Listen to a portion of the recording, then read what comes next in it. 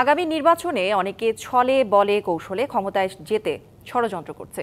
একটি দল ক্ষমতায় না গিয়েই দাপট দেখাচ্ছে এবং প্রশাসনিক কু করে চক্রান্তের জাল বুনছে। এমন মন্তব্য করেছেন জামায়াতের আমির ডাক্তার শফিকুর রহমান। ৫ দফা দাবিতে খুলনা নগরীর শিববাড়ি মোড়ে ৮ ইসলামী দলের বিভাগীয় সমাবেশে তিনি এমন মন্তব্য করেন। জুলাই সনদ বাস্তবায়ন ও গণভোট সহ ৫ দফা দাবিতে সোমবার বিকেলে খুলনা নগরীর শিববাড়ি মোড়ে ইসলামী ৮ দলের বিভাগীয় সমাবেশ অনুষ্ঠিত হয়।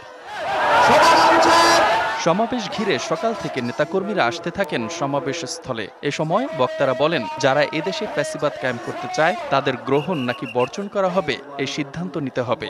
মা বোনদের কাছে যে এই কথা বলতে হবে যে আমরা বারবার বিভিন্ন সরকার দেখাচ্ছি, কিন্তু মানুষের ভাগ্যের পরিবর্তন হয়নি, দেশে শান্তি আসেনি।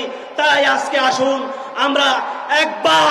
আমরা ইসলামী শক্তিকে ক্ষমতায় এনে আমরা দেখি আমাদের ভাগ্যের পরিবর্তন হয় কিনা। আমরা যে ৫ দফা দাবি নিয়ে মাঠে নেমেছি। নতুন এবং ফিরে আসা গ্রাহকদের জন্য নগদে চলছে ক্যাশব্যাক সহ প্রতিদিন হাজারো উপহার জেতার সুযোগ। হবে আশা আর ফেরা সারপ্রাইজ সেরা।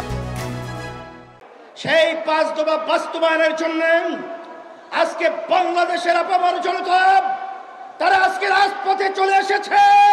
সমাবেশে প্রধান অতিথি জামাতের আমির বলেন, আগামী নির্বাচনে অনেকে ছলে বলে কৌশলে ক্ষমতায় যেতে ষড়যন্ত্রের জাল বুনছে। ক্ষমতায় না গিয়ে অনেকে ক্ষমতার দাপট দেখাচ্ছেন, প্রশাসনিক কু করার চেষ্টা করছেন। আগামী নির্বাচনে ছলে বলে কৌশলে কেউ কেউ আমরা শুনতে পাই বিভিন্ন জায়গায় বসে ষড়যন্ত্রের জাল বুনছেন। জনগণ ভোট দেওক না দেওক, ক্ষমতায় আমাদেরকে যেতে হবে। এ বাংলাদেশে এটা আর হবে না, এটা আমরা হতে দেব না ইনশাআল্লাহ। ৮ দলীয় জোট মাঠে একত্র হয়ে কাজ করতে পারলে আগামীর বাংলাদেশ শান্তির ও দুর্নীতিমুক্ত হবে বলে আশা প্রকাশ করেন বক্তারা।